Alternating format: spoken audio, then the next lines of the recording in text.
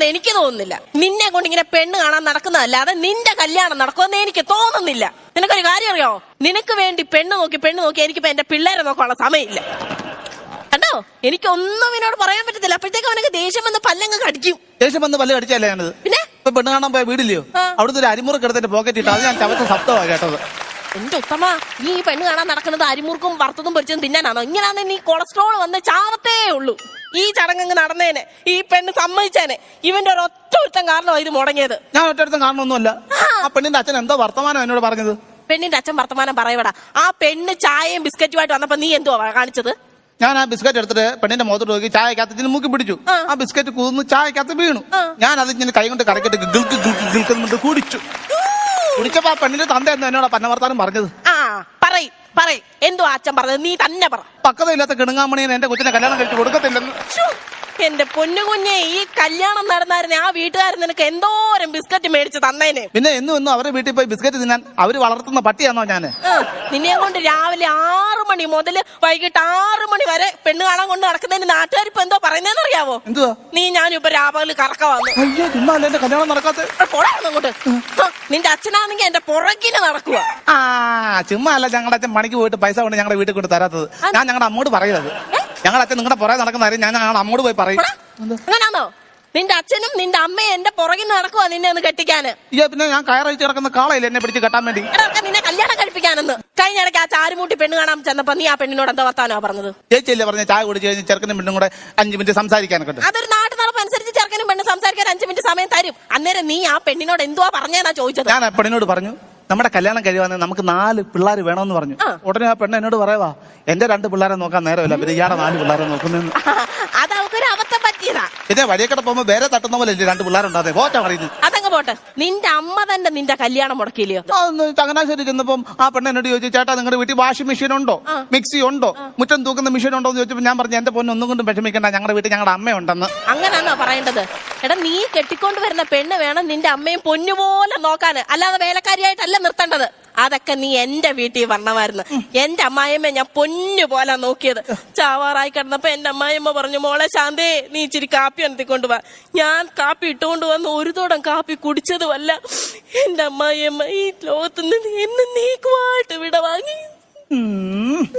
സ്വന്തം അമ്മായിയമ്മയ്ക്ക് കടങ്കാപ്പിക്കകത്ത് വിഷം കലക്കി കൊടുത്ത് കൊന്നിട്ട് എല്ലാലേക്കും വിട വാങ്ങിയെന്ന്. അവര് ജീവിച്ചിരുന്നപ്പോ അവർക്ക് നല്ല ജ്യൂസ് ഉണ്ടാക്കി കൊടുത്തായിരുന്നു. അവർ ഇന്നും നല്ല ആരോഗ്യത്തോടെ നടന്നേനായിരുന്നു, അറിയോ?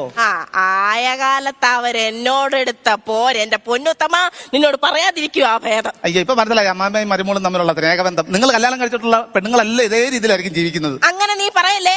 ഞാൻ കല്യാണം കഴിച്ചു കൊടുത്ത പെണ്ണുങ്ങളെല്ലാം സന്തോഷമായിട്ട് ജീവിക്കുക. ഈ പെണ്ണുങ്ങൾക്കൊന്നും നാണമില്ലയോ? ഇത്തരം പെണ്ണുങ്ങൾ സ്വന്തം ഭർത്താക്കന്മാരെ കളഞ്ഞിട്ട് സന്തോഷമായിട്ട് ജീവിക്കാൻ? അതല്ലെന്ന് സുഖമായിട്ട് ജീവിക്കുവാന്ന്. കുറച്ചു മുമ്പേ പറഞ്ഞു സന്തോഷമായിട്ടാണ്, ഇപ്പൊ പറഞ്ഞു സുഖമായിട്ടാണ് ജീവിക്കുന്നത്. തലമുടിയിൽ കൂടെ പഞ്ചായത്ത് റോഡ് വെട്ടിയവൻ ഏതാണോ ഞാൻ പറഞ്ഞത്? അവര് അല്ലലില്ലാതെ സുഖമായിട്ടും സന്തോഷമായിട്ടും ജീവിക്കുവാന്നാ പറഞ്ഞത്. അത് മാത്രമല്ല, അവരിപ്പോ എവിടാന്നറിയാവോ? കുറെ ആൾക്കാർ ഓസ്ട്രേലിയ, കുറെ ആൾക്കാർ കാനഡ, കുറെ ആൾക്കാർ അമേരിക്കയില്. നിങ്ങൾ അവരെ കല്യാണം നടത്തി കൊടുക്കുമായിരുന്നു, അവരെ എന്നേക്കുമായി കേരളത്തിൽ നിന്ന് നാട് കടത്തുമായിരുന്നു ചെയ്ത്. നീ എന്നെ കളിയാക്കരുത്. ഇത് ഞങ്ങൾ ഇന്നലെ ഇന്നുമായിട്ട് തുടങ്ങിയ തൊഴിലൊന്നുമല്ല, ഞങ്ങൾ പാരമ്പര്യമായിട്ട് ചെയ്യുന്ന തൊഴിലാ. നിനക്കറിയാവോ, എന്റെ വല്യച്ഛനാ നിന്റെ കുഞ്ഞമ്മയുടെ കല്യാണം നടത്തി കൊടുത്തത്. അതിരിക്കട്ടെ, നിന്റെ കുഞ്ഞമ്മ ഇപ്പൊ എവിടാ? ഒന്നും പറയണ്ട, ഈശ്വരൻ വിളിച്ചപ്പോ കുഞ്ഞമ്മ അങ്ങ് പോയി. വിഷമിക്കണ്ട, മനുഷ്യന്റെ കാര്യമൊക്കെ അത്രേ ഉള്ളൂ. ഇന്നിപ്പോ എന്നെ ഈശ്വരൻ വിളിച്ചാൽ എനിക്കും അങ്ങ് പോണം. അതൊക്കെ വിധിയാന്ന്. ഇപ്പൊ അവരെന്തുവായാലും സ്വർഗത്തിൽ ഇപ്പൊ സുഖമായിട്ട് ജീവിക്കുമായിരിക്കും. സ്വർഗത്തിലല്ല, പാതാളത്തിലാ. പാതാളത്തിലോ? കളമശ്ശേരിക്ക് അടുത്തുള്ള പാതാളം എന്ന സ്ഥലത്തെ കുഞ്ഞമ്മ തട്ടുകടയിട്ടുണ്ട്, അവിടെ ജീവിക്കുക. അപ്പൊ ഈശ്വരൻ വിളിച്ചെന്ന് പറഞ്ഞതോ? ചിറ്റപ്പനോട് തട്ടിന്റെ പണിക്ക് വന്ന ഈശ്വരൻ പിള്ള വിളിച്ചപ്പോ അങ്ങനെ പുറയിലാ കുഞ്ഞമ്മ ഇറങ്ങിപ്പോയത്, അറിയാവോ? എന്റെ കുഞ്ഞമ്മ പോയ വിഷമത്തിൽ ഇപ്പൊ കൊച്ചച്ഛൻ ഇങ്ങനെ ഇരിക്കുമായിരിക്കും, അല്ലയോ? കുഞ്ഞമ്മ പോയ അതേ സ്പോട്ടിൽ തന്നെ കുഞ്ഞമ്മയുടെ അനിയത്തെ കെട്ടി എന്റെ കൊച്ചച്ഛൻ ഇപ്പൊ സുഖമായിട്ട് ജീവിക്കും, അറിയോ? അതൊക്കെ ഇരിക്കട്ടെ, നിനക്ക് ഡെയിലി പൈസ ഉണ്ടല്ലോ, നീ ഈ പൈസ ഒക്കെ മേടിച്ച് എന്തോ കൊടുക്കുക? ചിട്ടിക്ക് കൊടുക്കുക. കൊറേ ചിട്ടി പിടിച്ച് കൂട്ടുന്നുണ്ട്. ചിട്ടിക്ക് കൊടുക്കാന്നല്ല പറഞ്ഞേ, ചെട്ടിയാർക്ക് കൊടുക്കാന്ന് പറഞ്ഞേ. ചെട്ടിക്ക് അങ്ങനെ ഞാൻ പലിശക്ക് പൈസ എടുത്തായിരുന്നേ, അതിനുവേണ്ടി കൊടുത്താന്ന്. അതല്ല, നിനക്ക് 10-20 സെന്റ് സ്ഥലം ഉണ്ടായിരുന്നല്ലോ, അതിന്റെ പേര് കിട്ടിയോ? അയ്യോ, അതെന്റെ പേരിലുള്ള വസ്തു ഒന്നും അല്ലത്, അച്ഛന്റെ അമ്മാവന്റെ പോരി കിടക്കുന്ന വസ്തു. അത് പോരല്ല, അച്ഛന്റെ അമ്മാവന്റെ പേര് കിടക്കുന്ന പറയണം. ഇത് ആരുടെ പേരിലാക്കുമെന്ന് പറഞ്ഞിട്ട് രണ്ടുപേരും പോരിലടിച്ച് കിടക്കുന്ന വസ്തു ആണോ ഞാൻ പറഞ്ഞത്. അയ്യോ, അതിന്റെ എഴുത്തുകൊണ്ടൊന്നും നടന്നില്ലയോ? എഴുത്തൊന്നും നടന്നില്ല, അതിന്റെ പേര് 10 കുത്ത് നടന്നു. 10 കുത്തോ? അച്ഛന്റെ അമ്മാവനോട് അടി ഉണ്ടായപ്പം അച്ഛൻ അരേന്ന് കത്തി ഊരി അമ്മാവന്റെ പുറത്ത് കടുകൂടാന്ന് കുത്തി. അമ്മാവനെ എടുത്ത് ഞങ്ങളെ ഹോസ്പിറ്റലിൽ കൊണ്ടുപോയി. എന്നിട്ട് ഡോക്ടർ കുത്തി കെട്ടിയില്ലയോ? ഡോക്ടർ കുത്തി കെട്ടില്ല, അതിലാണ് കുട്ടി വാരി അങ്ങ് കെട്ടി. അമ്മാനെ ഡിസ്ചാർജ് ചെയ്ത് വീട്ടിൽ കൊണ്ടുവന്നപ്പോ ചേച്ചി ഒന്ന് കാണണമായിരുന്നു. എന്താ? പച്ചക്കുരുമുളക് തുണിസഞ്ചിക്കകത്ത് പൊഞ്ഞിട്ട് വരുന്നവര് നിന്ന്. ചൂടോ, എന്നാലും നീ നിന്റെ അമ്മാവിനെ ഒന്ന് കാണാൻ പോയിക്കൂടായിരുന്നോ? ആര് പറഞ്ഞു? ഒരാഴ്ച ഞാൻ അമ്മാവനെ നോക്കാൻ അമ്മാവന്റെ വീട്ടിലല്ലായിരുന്നോ? മിനിഞ്ഞാന്ന് ഞാൻ അമ്മനോട് കിടന്നുറങ്ങിപ്പോഴേ വെളുപ്പിന് 2 മണിയായപ്പോ അമ്മാവൻ ചെട്ടി ഉണർന്നു ഭയങ്കര നിലവിളി. ഭയങ്കര നിലവിളി. അമ്മാവന്റെ പുറകിലാടെ കുത്തി കെട്ടി പഞ്ഞി വെച്ചേക്കോല്ലയോ. ഞാൻ വിചാരിച്ച തലയാണ് നമ്മുടെ അമ്മാവനെ എടുത്ത് തലക്കീലിട്ട് കയറ്റി വെച്ചിട്ട് കൊടുങ്കായി കുത്തി ഇച്ചിനങ്ങ് കിടന്നു. അയ്യ, എന്റെ സന്തോഷം കണ്ടോ? അതെ, ഞാൻ നിന്നോടൊരു കാര്യം പറയുന്നത്, നിനക്ക് എന്നോടൊന്നും തോന്നരുത്. നിന്റെ ഈ കല്യാണമൊക്കെ മുടങ്ങുന്നത് എന്താണെന്നറിയാവോ? എടാ കുഞ്ഞാണുങ്ങളായ കുറച്ച് വൃത്തിക്കും മെനക്കൊക്കെ നടക്കണം. ആര് പറഞ്ഞു എനിക്ക് വൃത്തിയില്ലെന്ന്? ഞാൻ ഇപ്പോഴും ഉടുത്തൊരുക്കി ടൗണിലോട്ട് ചെന്ന് നിന്നാൽ പെണ്ണുങ്ങൾ എന്നെ ഇമ വെട്ടാതെ നോക്കും, അറിയാമോ? നിന്റെ ഇവിടെ എന്തോ ഒരു വെട്ട്? ആ തെക്കല സുമ വെട്ടിയതാ. അവളെ ഇമ വെട്ടാതെ ഞാൻ നോക്കിയത് കൊണ്ട്. നീ ഇങ്ങനെ നോക്കി നടക്കത്തേ ഉള്ളൂ. ഉത്തമ, നിനക്കൊരു 10-38 വയസ്സായില്ലയോ? നിന്റെ കൂട്ടുകാരെല്ലാം കല്യാണം കഴിച്ച് അവർക്ക് കെട്ടിക്കാൻ പ്രായമുള്ള മക്കളുമായി. എന്നിട്ട് നീ ഇങ്ങനെ അങ്ങ് നടന്നു. നീ കല്യാണം കഴിക്കാതെ ഇങ്ങനെ അങ്ങ് നടന്നു. നിങ്ങൾ എന്നോട് ചുമ്മാ നടക്കുമല്ലോ. എനിക്ക് അവിടെ ഒരു പെണ്ണിനെ ഒപ്പിച്ച് തരത്തില്ലയോ? അതാ ഈ ചെയ് പറയുന്നത്. നീ കേക്ക, ഒരു പെണ്ണുണ്ട്, പക്ഷെ അവളെ ഭർത്താവ് ഒന്ന് ഉപേക്ഷിച്ചതാ. എന്നാലും സാരമില്ല, നിനക്ക് നന്നായിട്ട് ചേരും. അവളാ കുവൈറ്റില്ല.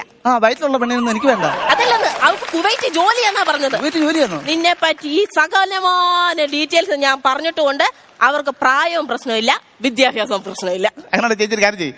അവരുടെ ഫോട്ടോ ഒന്ന് കാണണ്ടേ? ഞാൻ കാണട്ടെ. തമ്മിൽ കാര്യം പറഞ്ഞാൽ മനസ്സിലാവും. വേണ്ട, ഇതാ പെണ്ണ്.